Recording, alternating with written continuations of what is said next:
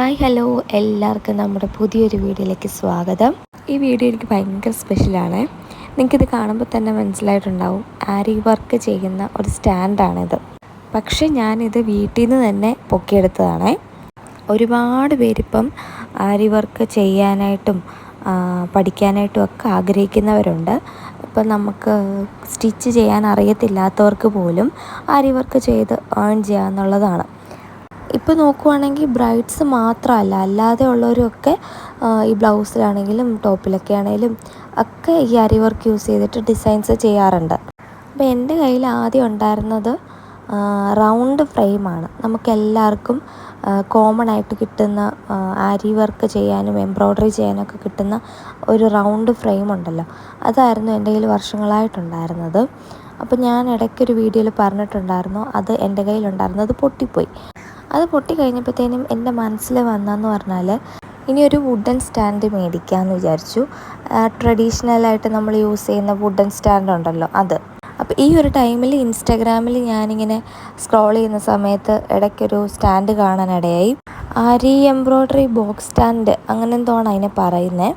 Normal wooden സ്റ്റാൻഡിന് 3000-3500 രൂപ, അതിന് മുകളിലേക്കൊക്കെ റേറ്റ് ഉണ്ട്. പക്ഷേ ഇതിന് 1000-1500 രൂപയൊക്കെ ആയിരുന്നു റേറ്റ് ഉണ്ടായിരുന്നത്. പക്ഷേ എനിക്കിത് വാങ്ങണോ വേണ്ടതെന്ന് നല്ല ഡൗട്ട് ഉണ്ടായിരുന്നു. അപ്പോൾ എൻ്റെ ഒരു ഫ്രണ്ട് ബീറ്റ്സ് ആൻഡ് നോട്ട്സ് എന്ന് പറഞ്ഞിട്ട് ഇൻസ്റ്റാഗ്രാമിലും യൂട്യൂബിലൊക്കെ പേജുള്ള ഒരു ഫ്രണ്ടുണ്ട്. ആൾ പറഞ്ഞത് വുഡൻ സ്റ്റാൻഡ് അത്യാവശ്യം നല്ല മെനക്കേടാണ്, ക്ലോത്ത് ഫിക്സ് ചെയ്യാനും കാര്യങ്ങൾക്കൊക്കെ നല്ല പാടാണെന്ന് പറഞ്ഞു.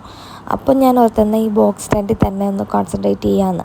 അപ്പോൾ വീണ്ടും എനിക്ക് സംശയം എന്താണെന്ന് വെച്ചാൽ, ഈ ബോക്സ് പോലത്തെ സ്റ്റാൻഡ് മേടിച്ച് കഴിഞ്ഞാൽ ക്ലോത്ത് നന്നായിട്ട് ടൈറ്റ് ആയിട്ടിരിക്കുമോ അങ്ങനെയൊക്കെ. അപ്പോൾ ഇൻസ്റ്റാഗ്രാമിലും യൂട്യൂബിലും ഒക്കെ ഇതിൻ്റെ കുറേ റിവ്യൂസും കാര്യങ്ങളൊക്കെ ഓടി നടക്കുന്നുണ്ടായിരുന്നു. അപ്പോൾ അതെല്ലാം കണ്ടിട്ട് എനിക്ക് തോന്നി, എന്നാൽ കുഴപ്പമില്ല വാങ്ങാം എന്നുള്ളത്.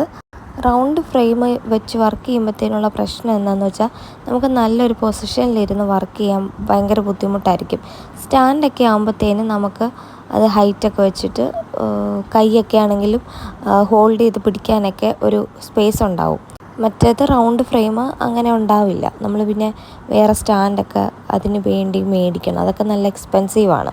അപ്പോൾ ഈ വീഡിയോ നിങ്ങൾ കണ്ടുകൊണ്ടിരിക്കുന്നത് ഞാൻ വാങ്ങണമെന്ന് ഉദ്ദേശിച്ച സ്റ്റാൻഡല്ല. ആക്ച്വലി ഇത് ഞങ്ങളുടെ വീട്ടിൽ തന്നെ ഉണ്ടായിരുന്ന ജനലിൻ്റെയൊക്കെ പാളിയുണ്ടല്ലോ, ഫ്രെയിം, മറ്റേ ഗ്ലാസ് വരുന്ന ആ ഫ്രെയിമില്ലേ, അതാണ് കേട്ടോ സംഭവം. ഇതിങ്ങനെ പുറത്ത് വെറുതെ ഇരിക്കുന്ന കണ്ടപ്പോൾ എനിക്ക് തോന്നി, ഇങ്ങനെ എന്തെങ്കിലും ചെയ്ത് നോക്കിയാലോ. കാര്യം അവരും ഇതുമാതിരി എന്തോ ഒരു സാധനം, ഇതിൻ്റെ താഴോട്ടൊരു 4 കാല് വരുന്നു എന്നുള്ള വ്യത്യാസമേ ഉള്ളൂ. അപ്പം ഞാൻ ഓർത്ത് എന്നാൽ പിന്നെ ഇതൊന്ന് ട്രൈ ചെയ്ത് നോക്കാമെന്ന് ഓർത്തിട്ട് ഫ്രെയിമെല്ലാം സെറ്റ് ചെയ്തെടുത്തു. അതിന് ശേഷം ബൈൻഡിങ് ക്ലിപ്പ്, അതൊരു 2 ഡസൻ മേടിച്ചു. അപ്പോൾ എനിക്ക് ആകെ എക്സ്പെൻസ് ആയത് ആ ബൈൻഡിങ് ക്ലിപ്പിന് വേണ്ടിയിട്ട് മാത്രമാണ്. ഇനി ഇതിൻ്റെ പരിപാടിയൊക്കെ ഭയങ്കര സിമ്പിളാണ്. ഈ ഫ്രെയിമിൻ്റെ മുകളിലേക്ക് നമ്മൾ വരച്ചിരിക്കുന്ന ഡ്രോയിങ് വരുന്ന പോലെ അഡ്ജസ്റ്റ് ചെയ്ത് വെച്ച് കൊടുത്തിട്ട് ഈ സൈഡിലെല്ലാം ഈ ബൈൻഡിങ് ക്ലിപ്പ് വെച്ച് ലോക്ക് ചെയ്യണം. എന്നിട്ട് അപ്പോൾ അത്യാവശ്യം ഒരുവിധം ടൈറ്റ് ആവുള്ളൂ, ഫുൾ ടൈറ്റ് ആവില്ല. എന്നിട്ട് നമ്മൾ വീണ്ടും ഈ ക്ലോത്തിനെ വലിച്ചു പിടിച്ച് ബൈൻഡിങ് ക്ലിപ്പ് ഒന്നും കൂടെ അഡ്ജസ്റ്റ് ചെയ്ത് ക്ലോത്തിനെ നന്നായിട്ട് ടൈറ്റാക്കി കൊടുക്കണം. അപ്പോൾ ടൈറ്റായി കഴിയുമ്പോഴത്തേന് നമുക്ക് വർക്ക് ചെയ്യാൻ എളുപ്പമാണ്. അപ്പോൾ ഇതിനകത്ത് വലിയ ബുദ്ധിമുട്ടൊന്നും ഉണ്ടായില്ല. ഞാൻ ടൈറ്റ് ചെയ്തെടുത്ത് കഴിഞ്ഞപ്പോൾ നല്ല പോലെ അതിരിപ്പുണ്ടായിരുന്നു. റൗണ്ട് ഫ്രെയിമിൽ വർക്ക് ചെയ്യുമ്പോൾ നമുക്കറിയാം, കുറച്ച് കഴിയുമ്പോൾ അത് ഫ്രെയിം അങ്ങ് ലൂസാവും, ആ ക്ലോത്ത് അങ്ങ് ലൂസാവും. ഇതിനകത്ത് അങ്ങനെ ഒരു പ്രശ്നവും ഇല്ലായിരുന്നു കേട്ടോ. പിന്നെ ഞാൻ എന്താ ചെയ്യുകയെന്ന് വെച്ചാൽ, സ്റ്റാൻഡായിട്ട് ഒരു സൈഡിൽ ഞാൻ തയ്യൽ മെഷീൻ്റെ സ്പേസിൽ വെക്കും, മറ്റേ സൈഡിൽ ഒരു ടേബിളും വെച്ചേക്കും. എന്നിട്ട് സൗകര്യമായിട്ടിരുന്ന് വർക്ക് ചെയ്യാവുന്നതേ ഉള്ളൂ കേട്ടോ. അപ്പോൾ നിങ്ങൾ ആരെങ്കിലും ആരി വർക്ക് സ്റ്റാൻഡ് മേടിക്കാൻ ഉദ്ദേശിക്കുന്നുണ്ടെങ്കിൽ ഞാൻ റെക്കമെൻഡ് ചെയ്യാമെന്ന് പറഞ്ഞാൽ, നിങ്ങൾക്ക് ആ ബോക്സിൻ്റെ ആ ടൈപ്പ് സ്റ്റാൻഡില്ലേ, അത് വാങ്ങുന്നതായിരിക്കും കേട്ടോ. അതാകുമ്പോഴത്തേനും നമുക്ക് തുണി ഫ്രെയിം ചെയ്ത് വെക്കാനും എളുപ്പമാണ്, ആരി വർക്ക് ചെയ്യാനും എളുപ്പമാണ്. പിന്നെ അത്യാവശ്യം പൊസിഷൻ നല്ലപോലെ ഇരിക്കാനൊക്കെ പറ്റും. പിന്നെ മറ്റേ വുഡൻ സ്റ്റാൻഡിൻ്റെ അത്രയും പൈസ ആവത്തില്ല, 3000-4000 ഒന്നും ആവത്തില്ല. അപ്പം ഞാനിവിടെ എവിടെയെങ്കിലും ഇതിൻ്റെ ലിങ്ക് കൊടുത്തേക്കാം. അപ്പോൾ വാങ്ങണം എന്നുള്ളവർക്ക് അതിൽ നിന്ന് വാങ്ങാമല്ലോ.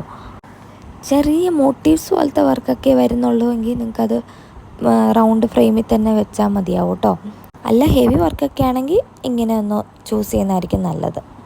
അങ്ങനെ നമ്മൾ ആദ്യമായിട്ട് ഈ ഒരു ഫ്രെയിം യൂസ് ചെയ്ത ഒരു വർക്കാണ് കേട്ടോ കണ്ടുകൊണ്ടിരിക്കുന്നത്. എൻ്റെ ഫ്രണ്ടാണ്, അവളുടെ കല്യാണത്തിൻ്റെ തലേന്നുണ്ടായിരുന്ന മൈലാഞ്ചി കല്യാണം ഉണ്ടല്ലോ, അതിന് വേണ്ടിയിട്ട് നമ്മൾ ചെയ്തെടുത്തതായിരുന്നു കേട്ടോ. അപ്പോൾ നന്നായിട്ട് ഇരുന്ന് വർക്ക് ചെയ്യാൻ പറ്റിയാൽ തന്നെ നല്ല സ്പീഡിൽ ചെയ്യാൻ പറ്റും. നടുവേദനയോ കാര്യങ്ങളോ ഒന്നും നമ്മളധികം ബോദർ ചെയ്യത്തില്ല. ഇത് ആക്ച്വലി നമ്മുടെ ആരോഗ്യത്തെയും ബാധിക്കുന്ന ഒരു കാര്യമാണ്. നട്ടലൊക്കെ നിവർന്നിരുന്നില്ലെന്നുണ്ടെങ്കിൽ അറിയാമല്ലോ, നടുവേദനയും ബുദ്ധിമുട്ടുകളും ഒക്കെ ആയിരിക്കും. അപ്പോൾ ശരി, അടുത്തൊരു വീഡിയോ ആയിട്ട് വേഗം വരാം. അതുവരേക്കും ടാറ്റാ.